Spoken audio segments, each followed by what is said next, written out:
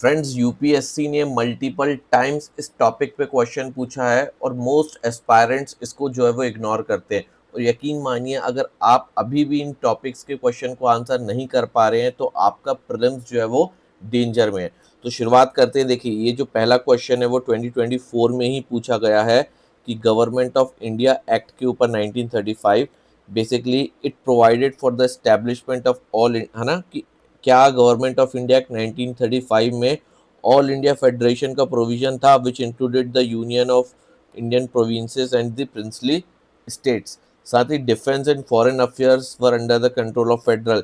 क्या डिफेंस और foreign affairs federal legislature के कंट्रोल में था? नहीं, गवर्नर जनरल के कंट्रोल में था। ठीक है, सो गवर्नर जनरल के कंट्रोल में ये दोनों सब्जेक्ट थे। तो पहला स्टेटमेंट सही है कि ऑल इंडिया फेडरेशन बनाने की बात हुई थी, लेकिन ये दोनों जो फंक्शंस है वो गवर्नर जनरल के कंट्रोल में थे। ठीक है, तो ऑप्शन ए जो है वो आपका इसमें करेक्ट होगा। देन नेक्स्ट हम बात करें फ्रेंड्स, तो who was the provisional president of the constituent assembly. ठीक है, राजेंद्र प्रसाद के पहले जो हमारी कॉन्स्टिट्यूंट असेंबली स्टैब्लिश हुई थी संविधान बनाने के लिए, वो कॉन्स्टिट्यूंट असेंबली की हम बात करें तो उसके प्रेसिडेंट जो थे वो राजेंद्र प्रसाद थे। लेकिन उसके पहले जो प्रेसिडेंट बनाए गए थे वो डॉक्टर सच्चिदानंद सिन्हा को टेम्पररी बेसिस पे बनाया गया था। ठीक है, so temporary president Sachchidanand Sinha ji थे। तो option D is your correct answer. Then next हम बात करें तो कॉन्स्टिट्यूशनल डे की बात की जा रही है। ठीक है, तो कॉन्स्टिट्यूशनल डे जो है वो आपका 26 नवंबर को मनाया जाता है हर साल। अब हर साल ही 26 नवंबर को तो मनाया जाता है, लेकिन क्या 26 नवंबर 1949 को constituent assembly of India set up the drafting committee under B R Ambedkar? तो ये स्टेटमेंट गलत है। क्यों? क्योंकि ड्राफ्टिंग कमेटी जो सेटअप हुई थी वो बी आर अम्बेडकर के प्रेसिडेंटशिप में हुई तो थी, लेकिन वो 29 अगस्त 1947 को ही हो गई थी। ठीक है, तो स्टेटमेंट टू जो है वो आपका गलत है और पहला वाला सही है। तो सही आंसर होगा इसका ऑप्शन नंबर सी। इसके बाद हम बात करें फ्रेंड्स, तो question number 4, by which one of the following act was the governor general of Bengal designated as governor general of India? ठीक है, तो ये एडमिनिस्ट्रेटिव कंट्रोल हमको चार्टर एक्ट 1833 में देखने को मिलता है, जहाँ पे जो कंट्रोलिंग स्टेक था वो आपको मतलब गवर्नर जनरल ऑफ बंगाल से वो इंडिया की तरफ आ गया था, गवर्नर जनरल ऑफ इंडिया। और विलियम बेंडिक्ट जो थे वो आपके पहले गवर्नर जनरल ऑफ इंडिया आपको देखने को मिले थे। ठीक है, so option number D is your correct answer. Fifth question की हम इसके जो आंसर्स हैं आपको फ्रेंड्स, यहाँ पे आंसर आपको आंसर की दिया हुआ है। ठीक है, तो आपको डिस्क्रिप्टिव आंसर की मिल जाएगी। तो ये आंसर की आपको पता है, इसके पीडीएफ लेने के लिए आपको नीचे दिए गए डिस्क्रिप्शन में टेलीग्राम ग्रुप को ज्वाइन करना है। टेलीग्राम ग्रुप में आपको इस लेक्चर की पीडीएफ और बहुत सारे अलग से फ्री कंटेंट नोट्स आपको वहाँ पे मिल जाएगा। तो आप दिए गए डिस्क्रिप्शन में टेलीग्राम लिंक को ज्वाइन कर सकते हैं। ठीक है, द नेक्स्ट हम बात करें गवर्नमेंट ऑफ इंडिया एक्ट 19, क्योंकि अब ये क्या है, गवर्नमेंट ऑफ इंडिया एक्ट आपके जितने भी एक्ट्स हैं, ठीक है, चाहे वो पिट्स इंडिया एक्ट हो या फिर रेगुलेटिंग एक्ट हो 1773 का, वहाँ से लेके माउंटबेटन प्लान तक, वहाँ से एक या दो दो क्वेश्चन डेफिनेटली आपसे मॉडर्न हिस्ट्री में पूछे ही जाते हैं। ठीक है, जिसमें 35, 1909, 1919 ये बहुत इंपॉर्टेंट है। तो गवर्नमेंट ऑफ इंडिया एक्ट 1919 की जब हम बात करते हैं तो functions of provincial government were divided into reserved and transfer subject. सही बात है। तो रिजर्व सब्जेक्ट कौन कौन से रखे गए थे? तो लैंड, रेवेन्यू और पुलिस जो है वो किस में रखा गया था? रिजर्व सब्जेक्ट के अंदर में रखा गया था। ठीक है, ट्रांसफर सब्जेक्ट जो प्रोविंसेस को इंडियंस को ट्रांसफर कर दिए गए थे, रिजर्व जो है वो ब्रिटिशर्स के पास रहते। तो ऑप्शन नंबर सी जो है वो आपका करेक्ट होगा। ठीक है, बिकॉज लैंड, रेवेन्यू और पुलिस के कारण। Then consider the following statement. ठीक है, मॉन्टेगे चिल्मसोन रिफॉर्म जो था 1919 का, वो वोटिंग राइट देता था ऑफ ऑल द वुमेन। यहाँ पे देखिए ऑल लिखा है, ऑल वुमेन। अब नहीं, लिमिटेड राइट प्रोवाइड किया गया था, याद है आपको? लिमिटेड प्रोविजन प्रोवाइड किए गए थे वुमेन्स को। गवर्नमेंट ऑफ इंडिया एक्ट 1935 जो है वो वुमेन को रिजर्व सीट प्रोवाइड करता है, काय में? लेजिस्लेचर में। सही बात है।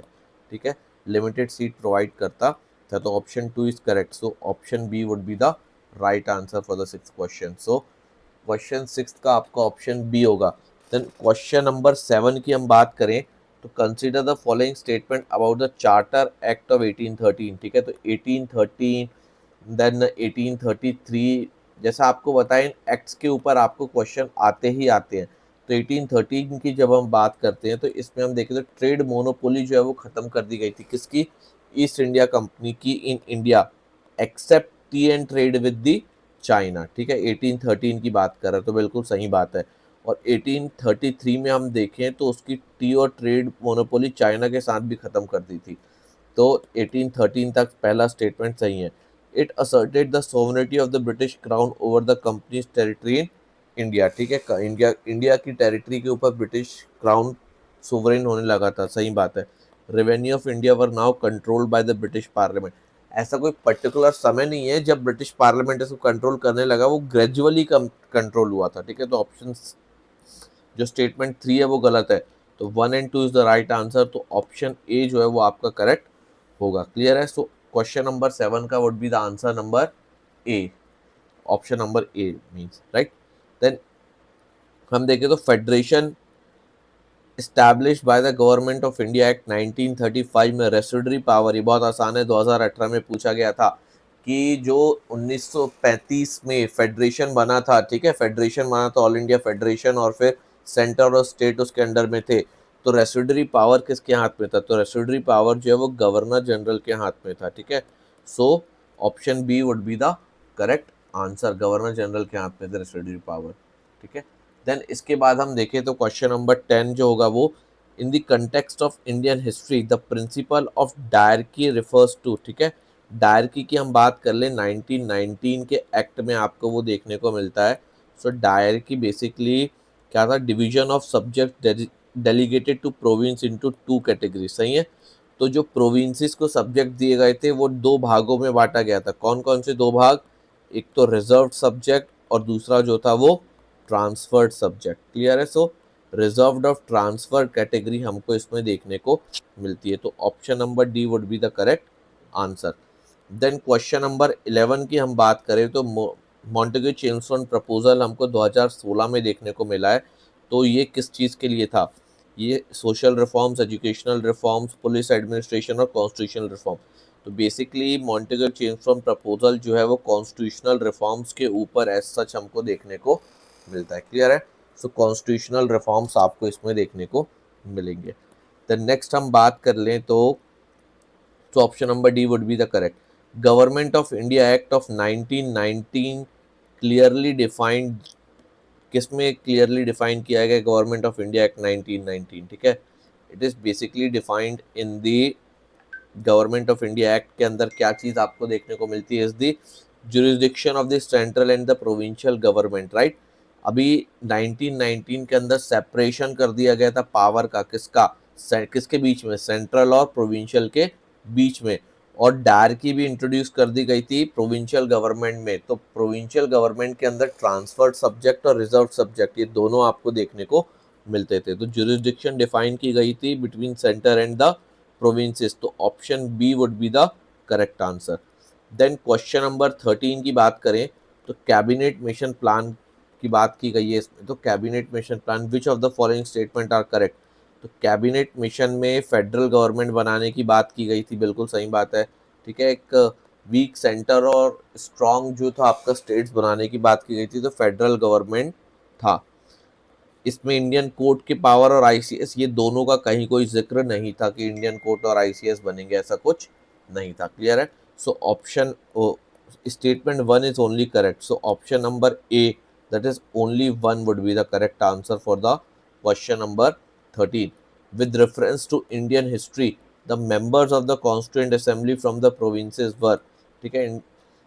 कॉन्स्टिट्यूएंट असेंबली में प्रोविंसेस के जो मेंबर हैं वो किस तरह सेलेक्ट किए गए थे, ठीक है। तो कॉन्स्टिट्यूएंट असेंबली के जो लोग चुने गए थे वो इनडायरेक्ट इलेक्शन के थ्रू चुने गए थे, इनडायरेक्ट इलेक्शन, ठीक है। सो जहाँ पे भी एक तो directly elected by the people, ये स्टेटमेंट गलत हो गया। नॉमिनेट किए गए हैं कि ये भी गलत हो गया। देन द गवर्नमेंट एक्सपर्टीज के द्वारा किए गए for their expertise in constitution matter, ये भी गलत है। तो बचता है सिर्फ एक, elected by the provincial legislative member, ठीक है। तो कॉन्स्टिट्यूएंट असेंबली के जो मेंबर है संविधान बनाने के लिए उनको चुना गया था इनडायरेक्ट मैनर में, जो स्टेट असेंबलीज के मेंबर थे सिर्फ उनके द्वारा, ठीक है। So option number C would be the correct answer for the question 14। Then question number 15 की हम बात करें तो distribution of power between the centre and the state in Indian constitution is based on the 2012 में question आया है कि जो डिस्ट्रीब्यूशन ऑफ पावर है वो सेंटर और स्टेट के बीच में हमको देखने को मिलता है बिटवीन द किसमें 1919 एक्ट में मिलता है हमको ये, ठीक है। सो 1919 एक्ट में हमको ये देखने को मिलता है। नहीं, 1919 में तो हमको डायर की मिली है, राइट, वेरी गुड। 1919 में हमको डायर की मिली है, बट सेंटर और स्टेट के बीच में in the based on the scheme provided in the power centre state 1919 और गवर्नमेंट प्रॉपर पावर की हम बात करें तो वो 1935 में है। 1919 में आपको ऐसा सब्जेक्ट जो है वो डिस्ट्रीब्यूट हुए थे डायरकी के बीच में। तो option number C would be the correct answer in the 15, ठीक है। लार्जली अडॉप्टेड बाय दी जो कॉन्करेंट लिस्ट है, स्टेट लिस्ट है, यूनियन लिस्ट है और रेस्टिट्यूटरी पावर, ये सब इसका डिस्ट्रीब्यूशन जो है वो गवर्नमेंट ऑफ इंडिया एक्ट 1935 के अंदर आपको देखने मिला था। Therefore option C would be the correct answer. इसके बाद हम बात करें तो आपको देखने मिलेगा that is which of the following are the principal feature of the government of India. 1919 के कौन से फीचर्स है? डायर के इंट्रोड्यूस हो गई थी, बिल्कुल सही बात है। Separate communal right for the Muslims, ये 1909 में आया था, तो ये स्टेटमेंट गलत हो गया। तो ऑप्शन नंबर 2 गलत है, मतलब ए और सी में से एक आंसर होगा। Devolution of legislative authority by the centre to the provinces, ठीक है। सो ठीक है, अथॉरिटी तो ट्रांसफर हुई थी, तभी जो रिजर्व सब्जेक्ट और ट्रांसफर सब्जेक्ट के बीच में डायर की आई थी। तो 1 and 3rd statement are correct, therefore the option C would be the right answer for question number 16, ठीक है। So option C is correct answer. Rowlatt act की हम बात करें 2012 में क्वेश्चन पूछा गया, ये किससे रिलेटेड है? आपको पता होगा रॉलेट एक्ट के कारण ही जलियांवाला बाग, मतलब जलियांवाला बाग का जो इंसिडेंट हुआ था उसी को लेके मतलब जो था वो स्ट्राइक कर रहे थे, एक बार हम कह सकते हैं कि प्रोटेस्ट कर रहे थे, स्ट्राइक गलत वर्ड हो जाएगा, प्रोटेस्ट कर रहे थे, उसी की वजह से जलियांवाला बाग हत्याकांड हुआ था। तो रॉलेट एक्ट की जो प्रॉपर डेफिनेशन है क्या था वो बेसिकली था कि imprisonment without trial and summary procedure for the trial, ठीक है। 2012 में क्वेश्चन पूछा गया, काफ़ी इजी क्वेश्चन था। मोस्टली इस तरीके के इतने आसान क्वेश्चन अब आते नहीं हैं दोस्तों, और अगर आप अभी ये भी सॉल्व नहीं हो पा रहे हैं आपसे, ठीक है, तो ये आपको दिक्कत है, ठीक है। So option B would be the correct answer for the question number 17। The next is question number 18 की हम बात करें तो क्वेश्चन नंबर 18 में आपको basically directive principle of state policy instrument of instruction जो है वो contain in the government of India act 1935 have been incorporated in the constitution of India 1950, that is directive principle of state policies, ठीक है। That is option number B. Simon commission की हम बात करें तो साइमन कमीशन कब आया था? 1927 में आया था। क्यों आया था? 1919 में जो एक्ट आया था गवर्नमेंट ऑफ इंडिया एक्ट, उसके इवेल्युएट करने आया था कि उसमें क्या खामियां थी, क्या काम करना था, और उसी के बेसिस पे 1935 एक्ट आया था। तो ये बोल रहा है कि साइमन कमीशन के बारे में क्या चीज़ है। साइमन कमीशन ने बेसिकली क्या आपको, मतलब क्या ब्रिटिश गवर्नमेंट को बताया था? It recommended the replacement of dyarchy with the responsible government in the provinces. पहला ही स्टेटमेंट सही है कि डायरकी आई थी 1919 के एक्ट में, साइमन कमीशन ने बोला था इसको ख़त्म करके रिस्पॉन्सिबल गवर्नमेंट स्टैब्लिश करने की आवश्यकता है प्रोविंसेस के अंदर, और ये फिर हुआ था कब? 1935 में इसको इम्प्लीमेंट किया गया था। तो ये रिकमेंडेशन उन्होंने 1919 एक्ट के बेसिस पे दिया था। तो option A would be the correct answer. Then question number 20 की हम बात करें, the discussion on the third round table conference eventually led to government of India act, ठीक है। तो थर्ड राउंड ऑफ कॉन्फ्रेंस के बाद ही 1935 एक्ट आया था।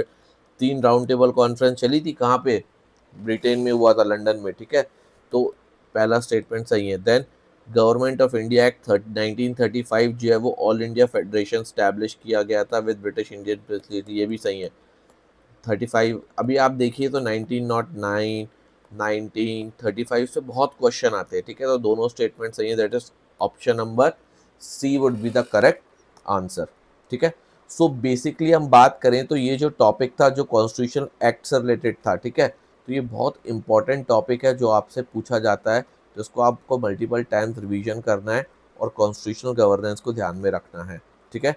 तो लेक्चर अच्छा लगा हो तो लाइक शेयर और सब्सक्राइब ज़रूर कीजिए, और आने वाले कल हम इसी के आगे कंटिन्यू करके आगे के जो PYQs हैं उसको लेके आने वाले हैं। Thank you so much. तो PDF आपको टेलीग्राम चैनल में मिल जाएगी।